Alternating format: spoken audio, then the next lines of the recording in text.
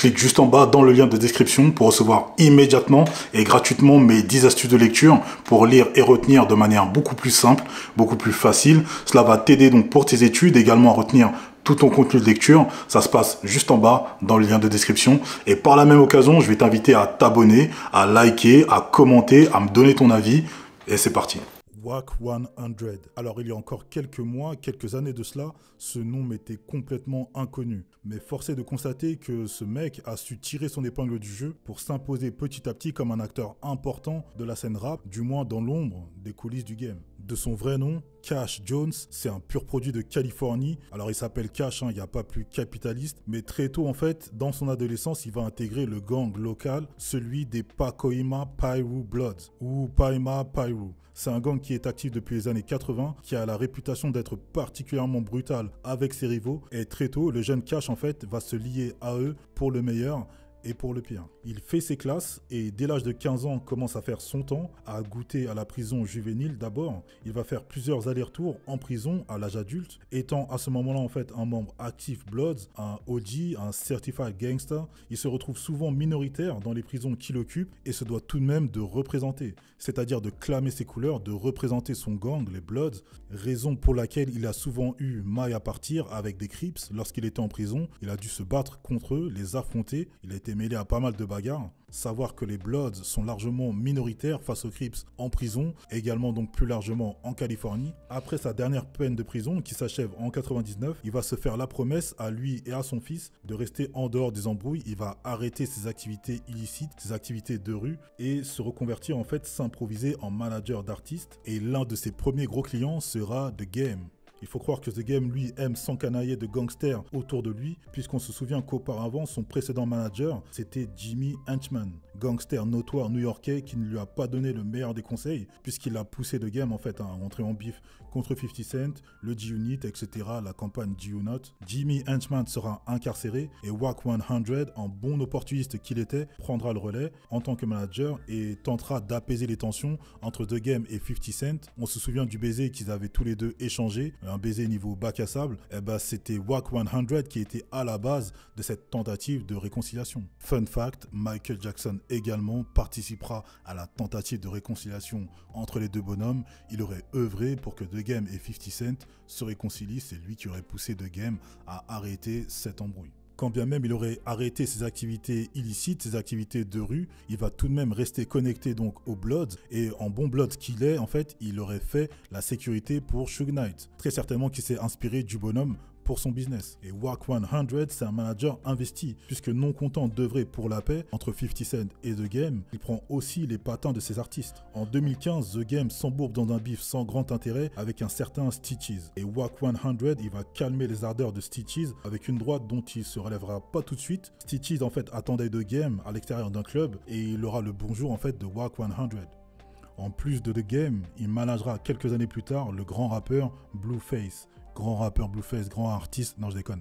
Il est éclaté, mais il a quand même signé chez Cash Money West, la branche West Coast du label de Birdman, Cash Money. Birdman va lui allouer un budget de 20 millions de dollars pour développer la petite sœur californienne et Blueface fera partie de l'aventure. C'est incroyable, le mec est éclaté, il est nul, arrêtez. Donc Wack 100, il commence à peser, il est de plus en plus visible dans les médias, il fait quelques podcasts, notamment un aux côtés d'Iron Mike, Mike Tyson, où il aura tout de même l'audace de dire que la décision de tabasser Orlando ne revenait pas à Tupac, qui plus est lorsqu'il était entouré de Bloods en sursis. Suge Knight en tête. Alors, il se dirait que Mike Tyson aurait dérouillé Wack 100 par rapport au manque de respect qu'il aurait eu envers son vieil ami Tupac. Doucement, ce ne serait qu'une rumeur, mais je suis convaincu que Tyson lui a tout de même donné le fond de sa pensée. Le boug Wack 100 ne s'arrête pas dans la critique des artistes décédés, puisqu'il va descendre la legacy de Nipsey Hussle. Il va d'abord se jeter des fleurs en disant qu'il a contribué au deal que Nipsey a passé, mais qu'il n'était pas un artiste majeur, car il n'avait pas de classique album, ni de hit, ni de projet platine, que les radios n'ont commencé à le jouer qu'à sa mort.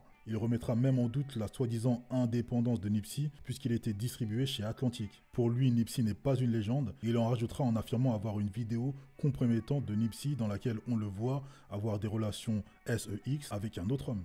c'est le podcasteur Hassan Campbell qui aurait enregistré une conversation entre celui qui a été le premier manager de Nipsey, Big U, et Wack 100, dans laquelle il faisait mention d'une vidéo incriminant Nipsey et leur projet était de faire chanter Lauren London, veuve de Nipsey ou dernière copine en date, je ne sais pas s'ils étaient mariés, cela afin qu'elle leur reverse 30% de l'héritage transmis à la mort de Nipsey Hussle. Cela va créer une levée de bouclier contre Wack 100, il sera dans une bonne sauce bien bouillante, bien pimentée et il ira faire amende honorable, il ira s'excuser chez Adam 22 dans son émission No Jumper, s'excusant donc auprès de la famille de Nipsey Hussle de les avoir heurtés. Sauf que rebelote, il va réitérer ses propos, ce sera capté par TMZ et il dira que Nipsey Hussle n'est pas une légende car il n'a pas les chiffres, il n'a pas les scores de vente, il n'a pas de tournée mondiale, il n'a pas de platine. Bref, il a remis une pièce en fait dans la machine, ce qui lui a valu de se faire boxer par un certain J-Rock. Alors, rien à voir avec l'artiste de TDE, mais en fait c'est un ancien membre de la sécurité de Nipsey Hussle et un ami qui a décidé de corriger quelque peu Wack 100. Il va le cogner à plusieurs reprises avant de se barrer en courant. Mais l'un de ses plus grands faits d'armes, cela a été la passe d'armes qu'il a eue avec la poucave la plus connue de la planète, il s'agit de 6ix9ine. Aux côtés de DJ Academics, il semblait en total désaccord avec 6ix9ine et son discours, et pourtant, il confirmera plus tard en fait que tous les deux vont travailler ensemble, leur partenariat porterait sur la production de films, de tournées européennes, la négociation de ces contrats, et on parle ici d'un partenariat de près de 43 millions de dollars. Une bonne partie du game lui attrapera le col, dont 21 Savage qui lui dira qu'il n'a pas à faire quoi que ce soit avec une balance. Mais pour Wack 100, c'est le dieu dollar avant tout, et en réponse, il menacera 21 Savage. Il poursuivra ses bifs avec Jim Jones, cette fois-ci sous-entendant qu'il a esquivé les accusations faites par 6ix9ine, qu'il avait une affaire de détention d'armes en Virginie qui est passée aux oubliettes, qu'il a été enregistré en train de donner un ordre de descendre, d'abattre 6ix9ine, qu'il était toujours dehors, là où beaucoup autour de lui, autour de Jim Jones, sont en prison. Bref, il collaborerait avec les fédéraux, ce serait lui aussi une poucave, une snitch. En faisant mes recherches, il m'est clairement apparu que Wack 100 marchait dans les pas de Suge Knight. Ce serait un Baby Suge ou un Suge Knight 2.0. Il a compris que toute publicité était bonne à prendre. Il a été vu en train de tabasser deux hommes blancs sur un parking qu'il aurait traité, insulté de N-word. Il a également tabassé le comédien Kenneth Lawson. Il lui aurait brisé la mâchoire, prétextant en fait que celui-ci aurait branché sa femme, qui draguait sa femme. Alors il y a actuellement des poursuites en cours. Donc le mec, Wack 100, c'est un vétéran, certes, mais il n'est pas complètement à la ramasse. Il sait se servir des réseaux sociaux, il est bon en communication, il sait en jouer. Se vantant même d'avoir en sa possession la deuxième partie de la vidéo qui a rendu célèbre Kim Kardashian, celle l'incriminant elle et son copain de l'époque, Ray J. Savoir que Ray J, en fait, il a été managé par Wack 100 à une époque. Il aurait donné la sextape à Kanye West par respect pour sa famille, mais ce qui se dit également, c'est que Kanye aurait raqué au bassinet. Il aurait khalas, en fait, il aurait payé pour cela, donc pas trop d'altruisme en fait chez Wack 100, plutôt un sacré opportuniste. D'ailleurs, initialement, il prévoyait de lui rendre la tape sous forme de NFT, ce qui lui aurait permis de faire plus d'argent. Alors je sais pas comment, je maîtrise pas du tout les NFT, mais apparemment il y avait l'idée derrière de faire plus de sous. Kanye West dira lui-même qu'il ne se fera jamais plus extorquer et enverra ce qui ressemble à un subliminal à Wack 100, Don't play with my kids. Ne joue pas avec mes enfants. On peut lui reprocher d'avoir mauvaise presse, d'être une ordure en coulisses. Faut tout de même lui reconnaître qu'il n'a pas peur de régler ses problèmes en face à face par lui-même, même s'il ne s'agit en aucun cas de cautionner la violence. Cela évite les fusillades, les morts, et c'est quelque chose de beaucoup moins courant aujourd'hui. Ce qui le dessert pourtant, c'est qu'il reste jusqu'aujourd'hui attaché au gang banging.